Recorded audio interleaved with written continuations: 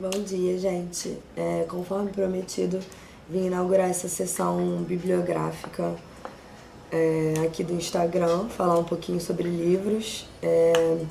Eu tenho buscado e pesquisado muito sobre feminismo, numa ótica assim de uma militância meio fanfarrônica, com memes, enfim, entendendo esse lugar do empoderamento do corpo também, dessa coisa, dessa imagem da piranha, enfim, da mulher livre. E aí tenho buscado bibliografias que ainda é um lugar tabu, né? Ainda é uma coisa que as pessoas não entendem direito, né? E estamos descobrindo juntas.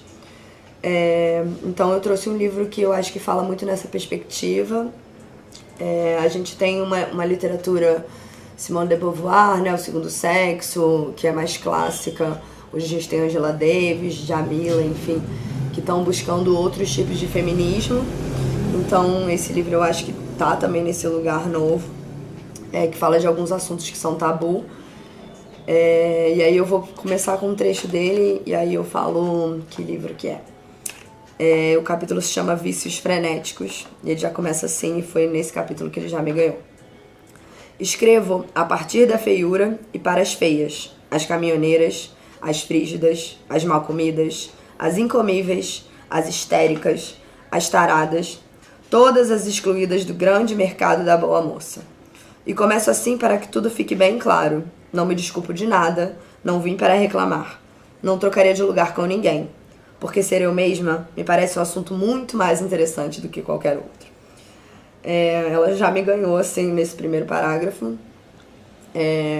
com essa escrita que sai desse lugar. O livro se chama Teoria King Kong, dessa escritora aqui francesa, que apesar de ser uma mulher branca de classe média, tem uma vivência bem plural, assim. Ela teve uma série de trabalhos, além, né, de escritora, que ela é hoje uma escritora consagrada. Ela também dirigiu e escreveu um livro nos anos 2000 que se chama Baiser-moi, um filme, né? Escreveu um livro e aí ela fez um filme que fala sobre estupro e vingança, a partir dessa perspectiva feminina. E aí ela chama atenção para isso também no filme, para o fato de que esse lugar aí da vingança e da violência no cinema, né, como todas as outras indústrias, normalmente é colocado por homens, né, diretores. E como foi complexo, né, para ela, inclusive o filme foi banido e proibido em vários países no mundo, e dessa coisa da masculinidade frágil, de como é complicado para os homens ainda entenderem esse lugar empoderado da mulher para falar sobre a violência que ela mesma sofreu, né. Ela fala muito sobre esse lugar da vítima e um pouco de tirar, né, transformar essa relação. Existem 4 assuntos, na verdade, que ela fala que são assuntos tabu, em especial, né, para as mulheres, mas em que ela tenta trazer outras perspectivas, que são o estupro, a prostituição, a pornografia e as relações de poder, né. Aí eu separei alguns trechinhos que eu achei mais interessantes para chamar a atenção, assim, para esses tópicos. Começando pelo estupro, né, ela diz: ele é próprio do homem, não a guerra, a caça, o desejo cru, a violência ou a barbárie, mas justamente o estupro, essa coisa da qual, até o momento, as mulheres nunca se apropriaram. Porque no estupro, você sempre precisa provar que não estava de acordo. A culpa está submetida a uma atração moral não enunciada, que faz com que a balança sempre pese mais do lado de quem foi fudida do que de quem fudeu. Não se escuta nunca no noticiário sobre meninas, sozinhas ou em bandos, que arrancam os paus de seus agressores com os dentes, que voltam a procurá-los para quebrar suas caras, ou simplesmente para lhes dar uma boa lição. No momento, isso existe apenas em filmes dirigidos por homens. Aí ela dá alguns exemplos de filmes e fala sobre essas vinganças ultra sangrentas que as mulheres infligem em seus agressores, né? No dia em que os homens tiverem medo de terem seu pau mutilado a golpes de navalha quando forçarem uma menina a fazer sexo, saberão repentinamente controlar melhor suas pulsões masculinas e compreender o que não significa de verdade. Estou furiosa com uma sociedade que me educou, sem me ensinar a ferir um homem se ele abrir minhas pernas à força. E aí eu achei muito interessante, porque ela coloca esse lugar, né? E ela fala que ela viu isso quando ela foi ler um texto da Camille Paglia, que é uma escritora que eu também amo, estadunidense, que falou um pouco sobre isso, sobre como a gente, né, como mulher, e existem muitas mulheres que sofrem estupro e que preferem não contar pra ninguém, ficar calada e viver com aquela dor, pra não ser taxada, né, de vadia, de puta, do que quer que seja, de que, tava pedindo lá, mas quem mandou ela sair com aquela saia, mas quem mandou ela sair com aquele cara, como foi o caso daquela, da mulher que, aqui no Rio de Janeiro, que apanhou, né, de um cara que ela tava conversando há não sei quantos meses, mas por que ela levou ele pra casa? A culpa sempre acaba indo pro lado da mulher, né, a violência foi ela que se colocou. E a Virginie também é uma filha do punk rock, é uma menina que pegava muita carona, ela foi estuprada, ela também foi garota de programa, então ela traz essa perspectiva a partir de um lugar que tira essa vitimização, que entende que você é feita como vítima, mas que, na verdade, existem outras maneiras de lidar com isso, né, e que a sociedade precisa sim falar disso, porque só a partir do momento em que a gente fala é que a gente consegue se curar, né. Bom, e aí, indo do estupro pra prostituição, ela coloca aqui: a figura da puta é um bom exemplo. Quando se afirma que a prostituição é uma violência feita às mulheres, pretende-se que esqueçamos que a verdadeira violência imposta às mulheres é o casamento, assim como, de maneira geral, a maioria das coisas que suportamos. Aquelas que transam gratuitamente devem continuar a achar que se trata da única escolha possível. Senão, como controlá-las? A sexualidade masculina não constitui em si uma violência contra as mulheres, se elas estiverem de acordo e forem bem remuneradas. Achei bem polêmico e muito interessante, porque ela coloca isso como para uma mulher, esse lugar da troca, né? Da mulher trocar a sua liberdade em torno de um ideal, né? Um pensamento de segurança, né? Ou seja, a mulher vai trocar o corpo, a liberdade dela, vai ter filhos, vai se domesticar, em prol de ter uma vida tranquila, de poder comprar as coisinhas que ela quer comprar, de ter uma casa, enfim. Eu tive a sorte de não ter sido educada para isso, mas a gente sabe que ainda existem muitas mulheres e muitas sociedades que vivem assim, né? Então ela faz uma inversão desse papel, e ela, enquanto prostituta, disse que tinham vários caras, né, que falavam pra ela: você só tá nesse lugar por causa de mim, né? E aquela coisa da culpa cristã também, do prazer sempre vir acompanhado da culpa, né, da dor. E ela falou que ela achava isso muito engraçado, porque pra ela estava completamente empoderada, trocando aquilo que é dela, né, aquele corpo, por grana, né, e tendo a liberdade dela. Ela, enfim, narra alguns dias em que ela transava com vários caras, ou que ela já tinha os caras certos, e que ela também se transformava enquanto mulher, estando naquele papel. Então, pra mim, foi muito interessante ver essa perspectiva do empoderamento, sabe? Porque a gente sempre vê essas mulheres em novelas, em filmes, em séries, em livros, sendo colocados como vítimas, né? É óbvio que o buraco é mais embaixo, existem muitas questões em torno disso. A gente sabe que não é necessariamente uma escolha, a gente sabe que a gente vive numa sociedade muito desigual, e que muitas pessoas acabam indo para esse caminho realmente por uma falta de escolha, e assim, eu não tô querendo minimizar e dizer que isso é um empoderamento, mas dizer que também existe esse lugar de uma libertação, né? E se a gente vive numa sociedade que quer trocar a nossa liberdade por uma pretensa segurança, é necessário que essa segurança exista. Como hoje a gente vive numa sociedade em que a gente sai na rua e é violentada, né, o tempo inteiro, eu não posso sair na rua, não importa, eu tô de shortinho, de calça, a gente já sabe disso. Eu vou ouvir uma série de coisas, né, todas nós vamos ouvir uma série de coisas, a gente já não tem mais segurança, né, isso pra ouvir é o mínimo, né, pra além das outras coisas, outras agressões que a gente pode sofrer, até um estupro ou um assassinato, enfim, um feminicídio, né. Então, se a gente não tem mais essa liberdade na sociedade, não tem mais sentido.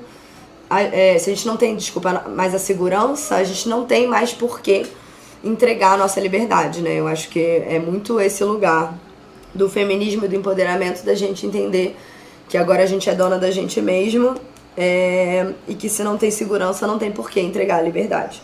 Isso em todas as esferas, mas eu tô aqui me apropriando desse conceito, colocando ele nesse novo feminismo, né? E aí, indo para essa questão da pornografia, ela coloca: por que o pornô é uma prerrogativa dos homens? Por que numa indústria como a do pornô, de mais de 30 anos de idade, são os homens os principais beneficiários econômicos? A resposta é a mesma em todos os domínios. O poder e o dinheiro não são valorizados pelas mulheres. Eles não devem ser obtidos nem exercidos sem a cooptação masculina. Seja escolhida como cônjuge e você aproveitará as vantagens do seu parceiro. E aí ela chama atenção para essa coisa de um outro tabu, que é o orgasmo feminino.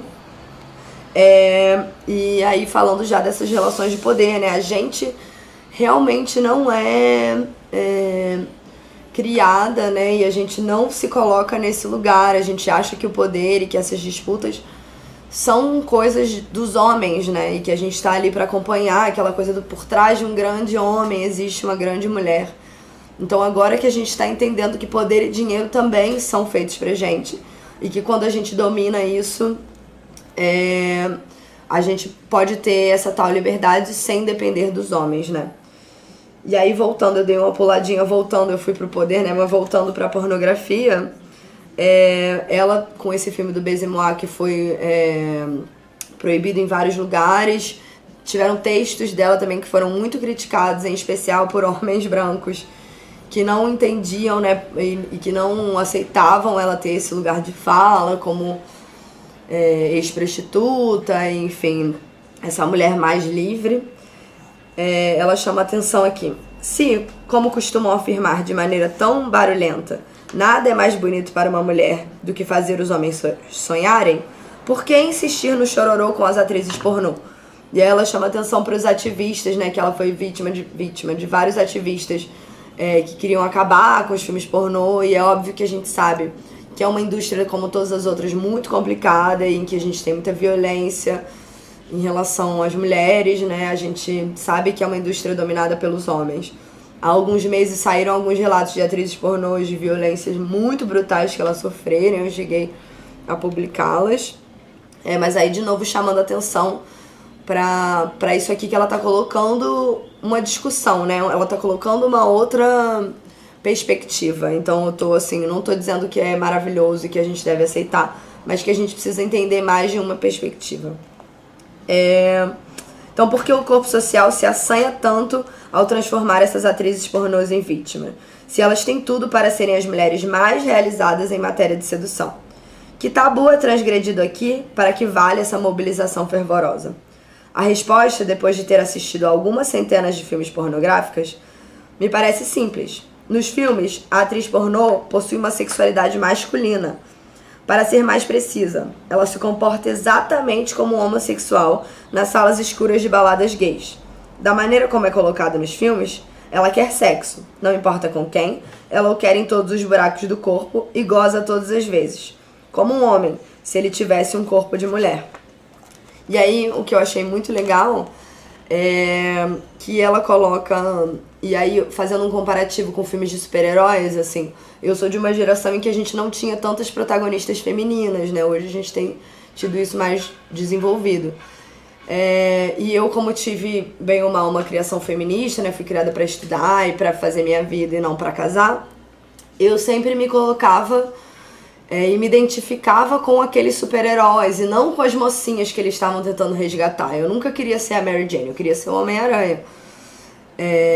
E aí eu acho que isso é muito esse lugar que ela tá colocando nos pornôs heterossexuais, em que a mulher é o foco, assim. E aí, invertendo um pouco esses papéis, ela fala muito sobre como o homem se vê, na verdade, naquele lugar da mulher, né? Que ela que é o centro daquilo ali. É óbvio que isso é um tabu e que isso não vai ser reconhecido pela maioria dos homens, mas também não importa.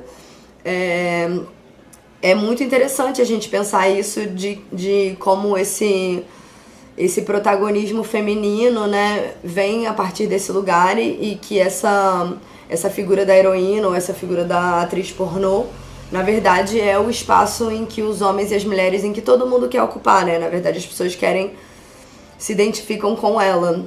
E aí vem de novo e aí puxa essa relação de poder, né?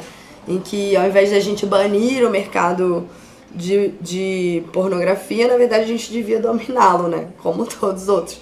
Mas óbvio, com uma outra perspectiva, não essa dominação exploratória típica do patriarcado, mas uma outra dominação muito mais intuitiva e muito mais empoderada, né? Enfim, vítima, estupro, prostituição, pornografia e relações de poder são coisas que a gente conversa pouco a respeito, que a gente deveria falar mais. São coisas que ela traz nesse livro. Então, vamos ler, vamos falar um pouco mais sobre isso. Quem quiser emprestado, eu já terminei, eu tô super afim de emprestar. Para além de livrarias caríssimas, a gente tem duas coisas que são bibliotecas, que são espaços em que você consegue alugar livros gratuitamente, e sebos. Existem muitos aqui pelo Rio, pelo Brasil. Existe estante virtual, que é, né, virtual, e você consegue comprar muitos livros muito mais baratos. Eu, inclusive, comprei o Segundo Sexo muito mais barato do que eu ia comprar na livraria por lá, e veio novinho, lindo, chegou em um dia. Então, quem quiser dicas, aí eu também posso depois fazer um post falando sobre esses espaços de biblioteca e de sebos que existem aqui pelo Rio. Então vamos ler mais, vamos discutir sobre esses assuntos tabu, porque, né, estão precisando mudar e a gente muda por aqui. E, né, pelo nosso corpinho também, empoderamento total. Acho que é isso aí. Vamos conversar a respeito, se vocês gostaram, irado, se não gostaram pode reclamar também. Vamos conversar, tô muito interessada em especial no que as manas e as monas estão querendo dizer, menos no que os machos estão querendo dizer, mas vocês também são bem-vindos para falar. Apesar de que, né, vamos reduzir. Isso aí, ai, ficou super longo, eu espero que vocês tenham tempo para assistir, tá? Um beijo, boa semana, até a próxima.